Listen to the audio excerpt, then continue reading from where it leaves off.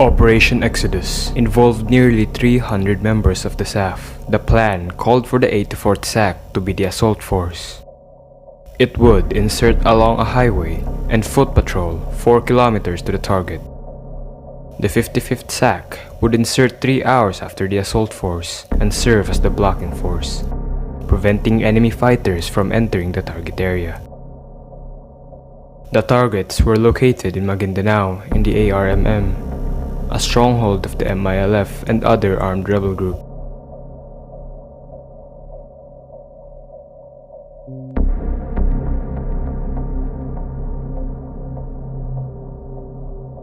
The 84th SAC started its infiltration at 22:15 on the 24th of January. Though the 84th had a local guide leading the way, the swampy terrain slowed their movement. 5 hours later, the team reached a river just south of the target. By 0400, only 13 operators managed to cross the river. However, the 55th SAC was not at its designated blocking position when the 84th SAC started the assault. The 55th still had a kilometer left to patrol when the gunfire sounded from the direction of the target. Knowing the assault force was engaged, the 55th decided to stay put, secure the area, and wait for the 84th to rendezvous. 2 operators from the 55th were tasked to secure the far side of a nearby bridge. As they moved across, they were stopped by the sound of men shouting. Correctly assuming the enemy was approaching, the 2 men returned to the main element. Lying on their bellies with only corn stalks as concealment, they watched the enemy gather across the river. Shortly after 0400, the 84th SAC assaulted the target with only 13 operators. With such a small force, the decision was made to only assault Marwan's hut. As they approached the hut, an IED was triggered, injuring 2 operators. Marwan initiated a contact with the assault force and a firefight ensued. 15 minutes later, he lay dead with a gunshot wound to the chest. The team leader quickly radioed DSAF Napeñas in the tactical command post to inform him that the target was dead. Assuming the firefight had woken the hornet's nest, the 84th SAC quickly took biometrics of Marwan and prepared for contact as they started exfiltration. The 84th SAC was re-engaged by hostiles as they left the target. The team attempted to bypass the contact by maintaining concealment and not returning fire. As the sun started to rise, concealment would become impossible. Their blocking force, waiting in a cornfield a kilometer to the south, was in a precarious position. The 55th SAC lay only 40 meters across the river from a large enemy force. As the day approached, the opposing forces could now see each other. For unknown reasons, the 55th SAC's team leader decided not to engage the hostiles at night, though his team was equipped with night vision goggles. Just after 0500, the hostiles commenced the attack with assault guns, grenades, rocket-propelled grenades, and mortar fire. Taking fire from multiple directions, members of the 55th SAC were fighting for their lives. Meanwhile, back at the TCP, reports trickled in informing the DSAF Napeñas that the 84th and the 55th SAC were heavily engaged. Understanding the enemy potential in the area, Napeñas began coordination with the military. At 0640, Police Superintendent Mangahis, working in the TCP, contacted Colonel Del Rosario of the 1st Mechanized Infantry Brigade, requesting support to extract the SAF.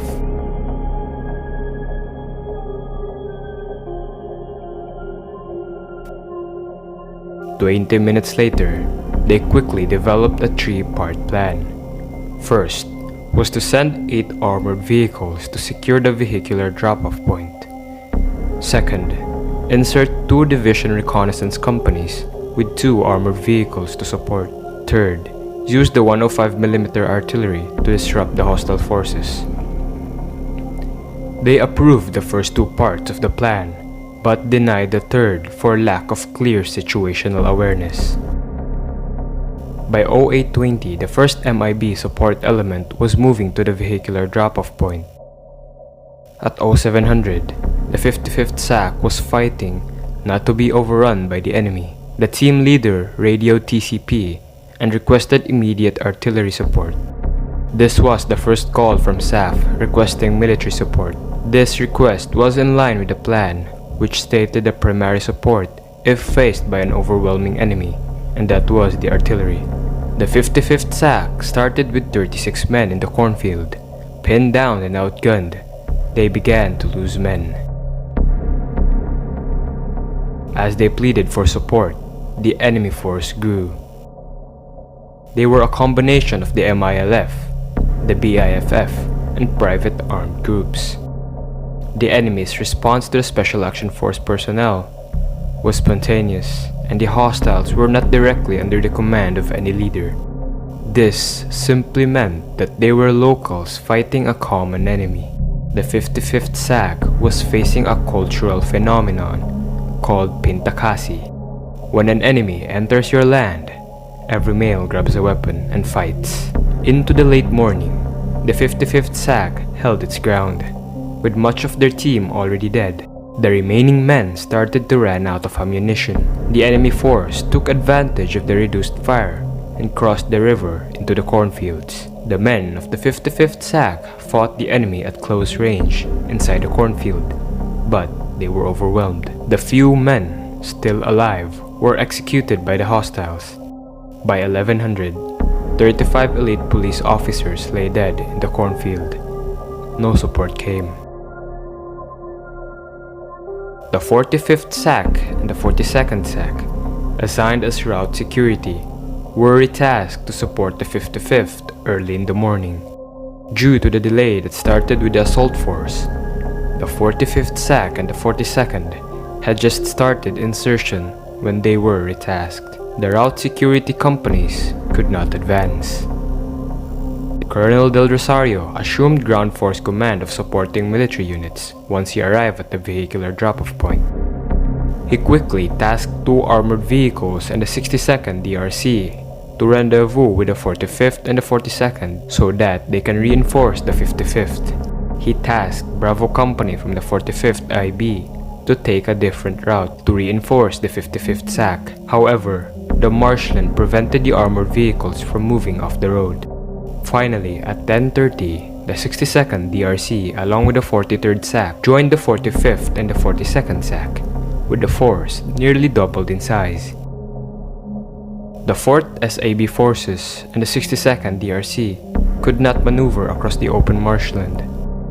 From that point in time, they would not advance any further. The only hope was the peace process to work. The 84th SAC had been dealing with sporadic engagements since it left the target. Upon hearing pleas for help from its blocking force, the 84th SAC moved to support the 55th's position.